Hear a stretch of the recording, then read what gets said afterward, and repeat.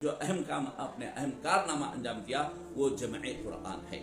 قرآن مجید کو ایک جگہ جمع کرنے کا اہم واقعہ ہے. یہ واقعہ یہ ہے کہ مسلمہ کذاب کے مقابلے کے لیے جو بڑے بڑے صحابہ گئے تھے، جن کے اس لشکر میں شرکت کی بشارتیں تھیں، بڑے بڑے صحابہ کرام میں تقریباً 500 سے 600 صحابہ کرام جن کو قرآن مجید کا بہت بڑا حصہ یاد تھا.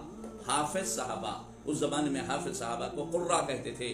قرہ 500 سے زیادہ قرہ صحابہ شہید ہو گئے. تو یہ حضرت عمر رضی اللہ تعالیٰ عنہ کو بہت شک ہوا، پریشان ہو گئے کہ اگر اس طریقے سے صحابہ کرام شہید ہوتے چلے جائیں گے تو پھر کہیں ایسا نہ ہو کہ قرآن مجید بھی یہود و نصارہ کی کتاب تورات و انجیل کی طرح ہو جائے، اس میں اختلافات ہو جائیں. تو اس سے بچانے کے لیے حضرت عمر رضی اللہ تعالیٰ عنہ صدیق اکبر رضی اللہ تعالیٰ عنہ کو مشورہ دیے. لیکن حضرت صدیق اکبر دیکھیے سنت پر کتنے عمل پیرا تھے. کہنے لگے میں ایسا کام کیسے کر سکتا ہوں جو حضور کے زمانے میں نہیں ہوا، جس کو آج لوگ بدعت بدعت بدعت جو پکارتے پھرتے ہیں. ان لوگوں کو معلوم ہونا چاہیے کہ صحابہ کرام کے عمل کو بھی سنت کہا گیا. سنت صحابہ ہے، وہ بدعت نہیں کہیں گے. اہل سنت انہیں کو کہتے ہیں جو حضور صلی اللہ علیہ وسلم اور صحابہ کرام یہ دونوں کے طریقے پر چلنے والے ہیں.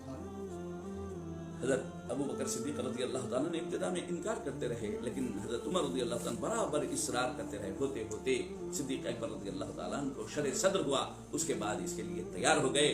تو پھر ایک صحابہ کی جماعت ترتیب دی گئی، اور جس کے بڑے حضرت زید بن ثابت رضی اللہ تعالیٰ عنہ کو انصاری صحابی ہیں، ان کو بڑا بنایا گیا، اور پھر ان کی نگرانی میں قرآن مجید جمع کیا گیا.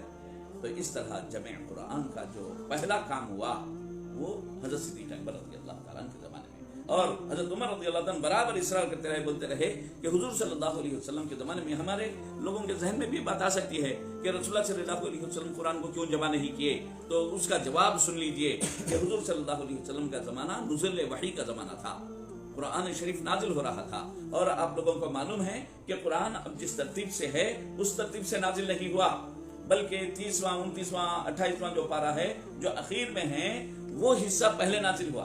مکہ مکرمہ میں پہلے وہ سورے نازل ہوئے، اور سورہ بقرہ، سورہ آل عمران، سورہ نساء، سورہ انفال، یہ جو سورے ہیں، سورہ مائدہ، یہ سورے مدینہ منورہ میں نازل ہوئے سورے ہیں، مدنی سورے ہیں. تو جب بھی کوئی آیت نازل ہوتی تو رسول اللہ صلی اللہ علیہ وسلم فرماتے ان آیتوں کو فلاں سورے میں فلاں آیتوں کے بعد رکھو. اس طرح ترتیب دیتے تھے.